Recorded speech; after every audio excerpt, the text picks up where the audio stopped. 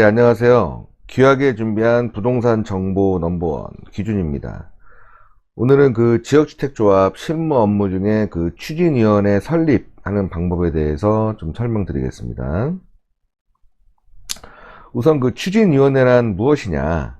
예, 추진위원회란 지역주택조합 추진을 위한 공식화된 단체를 말합니다. 그러면은 이런 공식화된 단체는 무엇을 통해서 인정을 받냐면 고유번호증이라는 거를 발급받거든요. 자, 그러면 고유번호증이란 무엇이냐? 네, 고유번호증이란 그 비영리 단체 또는 비영리 법인이 세무적인 문제를 해결하기 위해서 그 발급받는, 그러니까 세무서에 가서 등록을 하면 사업자 등록처럼 이제 발급을 해줍니다.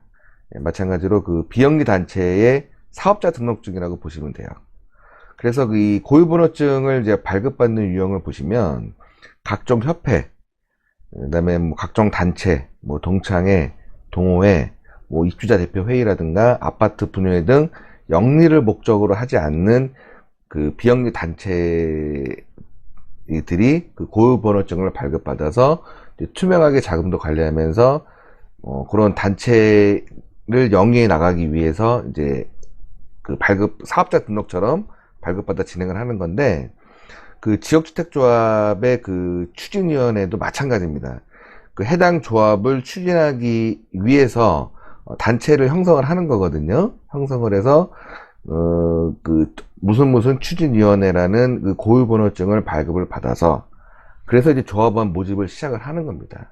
그래서 이런 조합원 모집이 시작을 해서 뭐 공급 세대수의 50% 이상 모이면 이제 창립총회를 진행을 하고, 이런 창립총회를 통해서 이제 조합 설립 인가를 받으면 정식으로 이제 조합이 탄생을 하는 거거든요. 예, 뭐, 요 부분은 제가 또 뒤에서 또 자세하게 좀 설명을 드리겠습니다. 그래서 고유번호증이란 이런 것이다 라는 걸 좀 설명드렸고요. 자, 그러면 고유번호증을 발급받기 위한 그 서류가 필요하겠죠.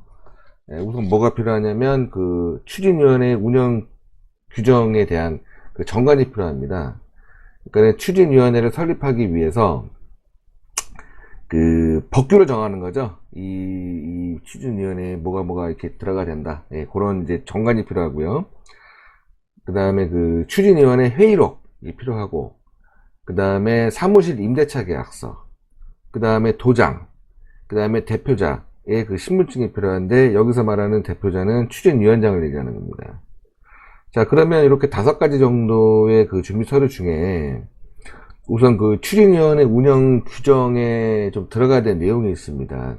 이 정관에 들어가는 내용이 어떤 명칭을 쓰냐, 무슨 추진위원회야, 그러니까 무슨 지역주택조합 추진위원회, 뭐 보통 가칭을 쓰죠.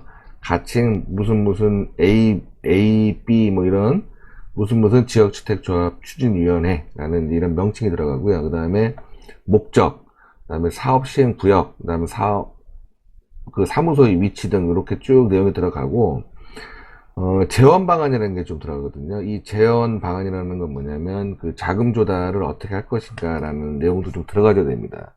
그래서 이 자금 조달에 대한 내용은 보통 그 업무대행사에서 이렇게 좀 차입을 해가지고 사용을 하고, 그 다음에 나중에 그 조합 설립 인가가 완료가 되고, 그 사업비, 즉 분담금에서 이제 뭐 이렇게 상환하는 방안으로 해가지고 좀 보통 내용을 적습니다. 사실 이 추진위원회 설립도 초반에 업무대행사가 다 설립을 한다고 보시면 됩니다. 예, 그래서 업무대행사에서 뭐 토지계약금이라든가, 그러니까 이 사업을 위해서 초반에 나가는 비용이 있겠죠.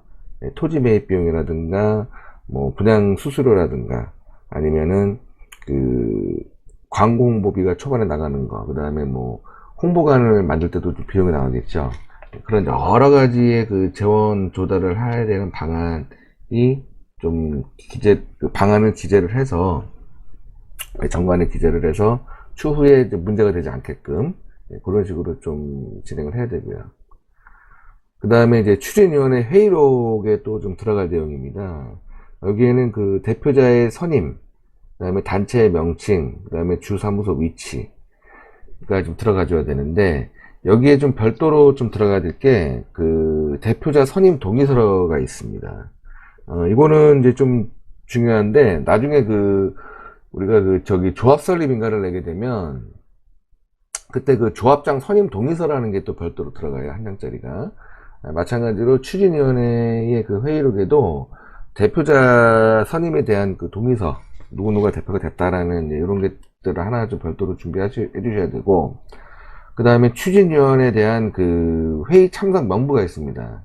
예, 이 정관에 들어간 내용에 대해서 다 동의를 하고, 그 다음에 이 본 추진위원회를 회의를 통해서 이런 내용이 다 들어간 거에 대해서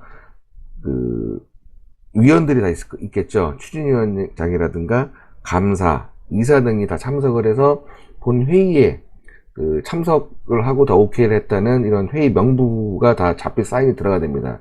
사인하고 다 도장이 들어가야 돼서 이런 명부도 좀 들어가줘야 되고요. 그 다음에는 이제 사무실 임대차 계약서가 좀 필요하고, 그 다음에 추진위원회 도장이 좀 필요합니다. 이 추진위원회 도장이라는 거는 무슨 지역주택조합 추진위원장인 해가지고 이 법인 도장처럼 도장을 하나 좀 만드셔야 되고, 그 다음에 대표자, 그러니까 추진위원장의 신분증이 필요합니다. 그래서 이렇게 총 5가지의 서류를 좀 준비를 해서 관할 사업지, 그러니까 이 사업지 관할 세무서가 있거든요.